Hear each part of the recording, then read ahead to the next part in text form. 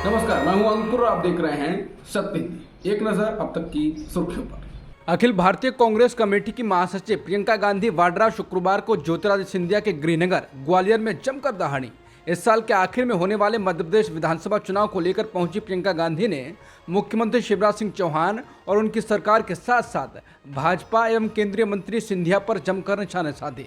सिलसिलेवार भ्रष्टाचार के मामले गिनाए। उन्होंने मणिपुर हिंसा का राजनीतिकरण करने का बड़ा आरोप प्रधानमंत्री मोदी पर लगाया। महीने भर में दूसरी बार चुनावी यात्रा पर मध्य प्रदेश आई प्रियंका गांधी ग्वालियर में झांसी की रानी लक्ष्मीबाई के समाधि स्थल पर गईं। वहां माथा टेका। ग्वालियर के मेला ग्राउंड पर जनाक्रोश रैली और सभा में प्रियंका गांधी ने ब्रिज भाषा में संबोधन शुरू किया और कहा, सब भैया बहनन आपको हमारी राम राम।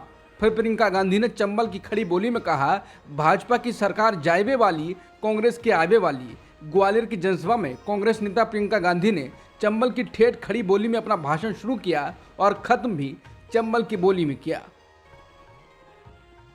ग्वालियर में प्रियंका गांधी ने सीएम शिवराज पर हमला बोलते हुए कहा कि मामा की सरकार भ्रष्ट है, 18 साल में कुछ नहीं किया। महंगाई, बेरोजगारी, लगातार हो रहे घोटाले, प्रदेश में इतने घोटाले हो चुके हैं कि नाम याद रखना मुश्किल है।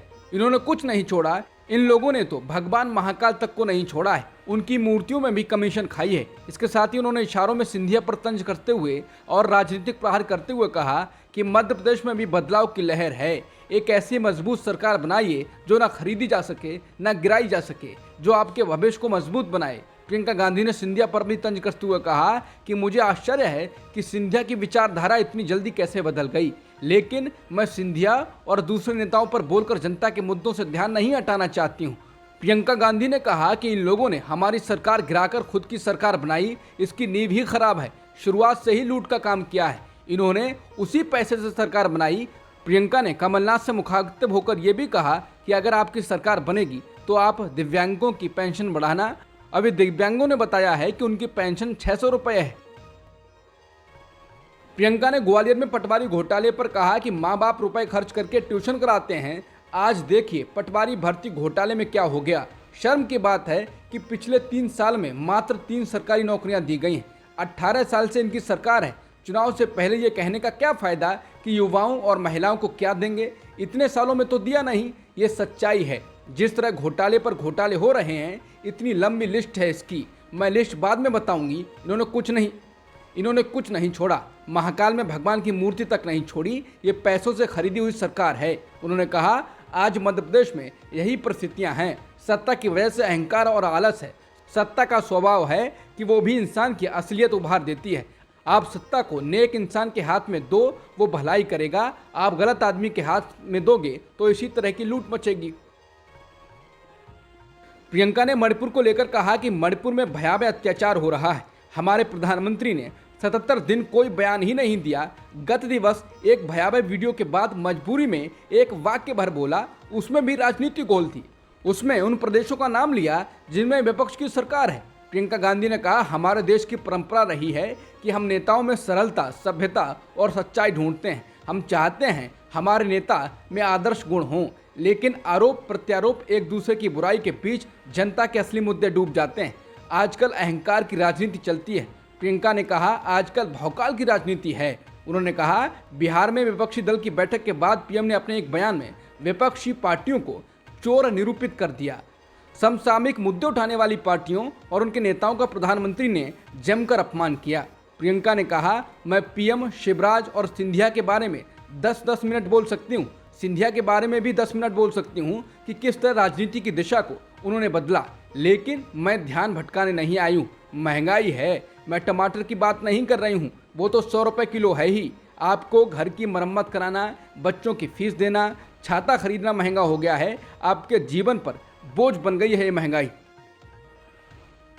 ज्ञानवापी मस्जिद का अब एएसआई सर्वे होगा। वाराणसी की कोर्ट ने इसको लेकर हिंदू पक्ष द्वारा दाखिल याचिका पर फैसला सुना दिया है। हिंदू पक्ष ने ज्ञानवापी मस्जिद का वैज्ञानिक सर्वे कराने के लिए याचिका दाखिल की थी। कोर्ट ने अपने आदेश में कहा है कि मस्जिद के वजू खाना को छोड़कर पूरे ज्ञानवापी परिसर का एएसआई द्वारा सर्वे होगा। इसके साथ ही वाराणसी कोर्ट ने मुस्लिम पक्ष की याचिका को खारिज कर दिया। इस केस में 14 जुलाई को ही सभी पक्षों की बहस पूरी हो चुकी थी। इस दिन करीब 1.5 घंटे तक बहस हुई थी। इसके बाद वाराणसी के जिला जज डॉक्टर अजय कृष्णा विश्वेश ने फैसला सुरक्षित रख लिया था। दोनों पक्षों को सुनने के बाद शुक्रवार को कोर्ट ने अपना ये फैसला सुनाया है। संसद के चल रहे मानसून सत्र के दूसरे दिन शुक्रवार को लोकसभा और राज्यसभा को स्थगित कर दिया गया। आज की कार्यवाही शुरू होने के कुछ मिनट बाद ही लोकसभा को पहले दोपहर 12 बजे तक के लिए स्थगित कर दिया गया, जबकि राज्यसभा को दोपहर 2:30 बजे तक के लिए स्थगित कर दिया गया। लेकिन बाद में दोपहर 12 बजे लोकसभा में फिर से जैसे ही कार्यवाही शुरू हुई, कुछ मिनट बाद ही इसे सोमवार सुबह 11 बजे तक के लिए स्थगित कर दिया गया। बाद में राज्यसभा को भी सोमवार सुबह 11 बजे तक के लिए स्थगित कर दिया गया। मणिपुर में कानून व्यवस्था की स्थिति को लेकर दोनों सदनों में हंगामा हुआ। मणिपुर में महिलाओं के साथ यौन उत्पीड़न के मुद्दे पर कांग्रेस और बीजेपी के बीच तीखी बहस शुरू हो गई है। कांग्रेस अध्यक्ष मल्लिकार्जुन खड़गे ने कहा है कि नरेंद्र मोदी जी, आपने कल संसद के अंदर बयान नहीं दिया। अगर आप क्रोधित थे तो आपको कांग्रेस की राज्य सरकारों से अनुचित तुलना करने की जगह मणिपुर के मुख्यमंत्री को हटाना चाहिए था। मणिपुर में हिंसा क्या अप्रत्याशित रूप से हुई है? कम से कम राज्य की राज्यपाल अनुसुईया उइके का तो ऐसा ही मानना है। उन्होंने कहा है कि राज्य में हुई हिंसा ने उन्हें दुखी कर दिया है।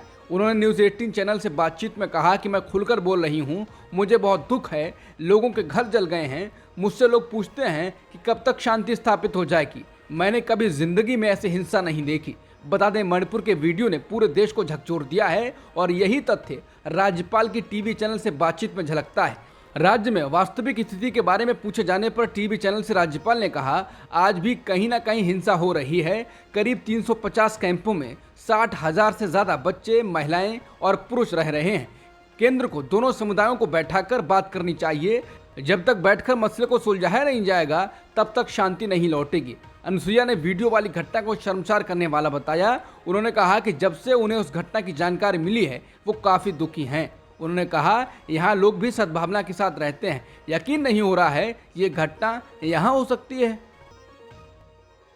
मणिपुर के थौबल जिले में बीते 4 मई को 2 महिलाओं को निर्वस्त्र कर सड़क पर दौड़ाने के मामले में गुरुवार 20 जुलाई को कुछ महिलाओं ने मुख्य अभियुक्त हुईरेम हेरोदास मैतेई के घर को आग लगा दी। ये महिलाएं मणिपुर में दशकों से सामाजिक आंदोलन चला रही मैतेई महिलाओं के सबसे मजबूत संगठन मीरा पैबी से जुड़ी हुई हैं। 2 महिलाओं के साथ हुए यौन उत्पीड़न का वीडियो बुधवार को सोशल मीडिया पर नजर आया। इसके बाद इस मामले में अब तक 4 लोगों को गिरफ्तार किया गया है। इनमें हुईरेम हेरोदास मैतेई की गिरफ्तारी सबसे पहले गुरुवार सुबह 8 बजे हुई थी। ये शख्स वीडियो में पीड़िताओं को पकड़े हुए नजर आ रहा है। सुप्रीम कोर्ट ने शुक्रवार 21 जुलाई को कांग्रेस नेता राहुल गांधी द्वारा दायर मोदी सरनेम मानहानि केस में राहत संबंधी याचिका पर नोटिस जारी किया। जस्टिस BR गवई और जस्टिस प्रशांत कुमार मिश्रा की बेंच ने मानहानि केस दायर करने वाले बीजेपी नेता पूर्णेश ईश्वर भाई मोदी और गुजरात राज्य से जवाब मांगा है। उनको 10 दिन में जवाब देना होगा। मामले पर अगली सुनवाई 4 अगस्त को होगी। बता दें कि सुप्रीम कोर्ट कांग्रेस नेता और वायनाड के पूर्व सांसद राहुल गांधी द्वारा दायर अपील पर सुनवाई कर रहा था। राहुल गांधी ने गुजरात में मजिस्ट्रेट अदालत द्वारा उन्हें दोषी ठहराए जाने और 2 साल की जेल की सजा पर रोक लगाने से गुजरात हाई कोर्ट के इनकार को चुनौती दी थी। राहुल गांधी की याचिका पर सुनवाई शुरू होते ही जस्टिस गवई ने कहा कि उनके पिता कांग्रेस से जुड़े थे और उनके भाई अभी भी पार्टी से जुड़े हुए हैं और पूछा कि क्या उन्हें इस मामले की सुनवाई पर कोई आपत्ति है। उन्होंने कहा कि इससे पहले कि आप इस मामले को शुरू करें, मुझे दोनों पक्षों को अपनी ओर से कुछ कठिनाइयों को व्यक्त करना चाहिए। मेरे पिता भारतीय राष्ट्रीय कांग्रेस से जुड़े थे। हालांकि वो कांग्रेस के सदस्य नहीं थे, वो 40 से अधिक वर्षों से कांग्रेस से जुड़े थे। वो कांग्रेस के समर्थन से संसद और राज्य विधानमंडल दोनों का सदस्य थे। मेरा भाई अभी भी राजनीति में है और कांग्रेस से जुड़ा हुआ है। इस पृष्ठभूमि में आपको ये निर्णय लेना होगा कि मुझे ये मामला उठाना चाहिए या नहीं। हालांकि इसके साथ ही उन्होंने कहा कि मेरी पृष्ठभूमि राजनीतिक है और मैं 20 साल से अधिक समय तक न्यायाधीश रहा हूं, लेकिन इसका मेरा फैसलों पर कभी प्रभाव नहीं पड़ा। कृपया आप लोग फैसला लें। इसके बाद गांधी की ओर से पेश वरिष्ठ वकील डॉक्टर अभिषेक मनु सिंह भी और शिकायतकर्ता की ओर से पेश वरिष्ठ वकील महेश जेठमलानी ने सर्वसम्मति से कहा कि उन्हें कोई आपत्ति नहीं है। सिंघवी ने न्यायाधीश की सराहना की और कहा यह एक उचित टिप्पणी है। सुनवाई के अंत में सिंघवी ने एक बार फिर अपनी राजनीतिक पृष्ठभूमि के बारे में खुलासा करने और वकील को यह तय करने की अनुमति देने के लिए न्यायमूर्ति गवई की सराहना की। इसके बाद न्यायमूर्ति गवई ने कहा कि ये मेरा कर्तव्य है, हर किसी को पता होना चाहिए, कल कोई समस्या नहीं होनी चाहिए। संयोग से मेरे पिता RS गवई संसद में आपके पिता यानी लक्ष्मी मल सिंघवी और उनके पिता राम जेठमलानी दोनों के साथ रहे हैं। वो बहुत अच्छे दोस्त थे। अब तक की खबरों में इतना ही। बाकी खबरों के लिए बने रहिए सत्यहिंदी.com के साथ।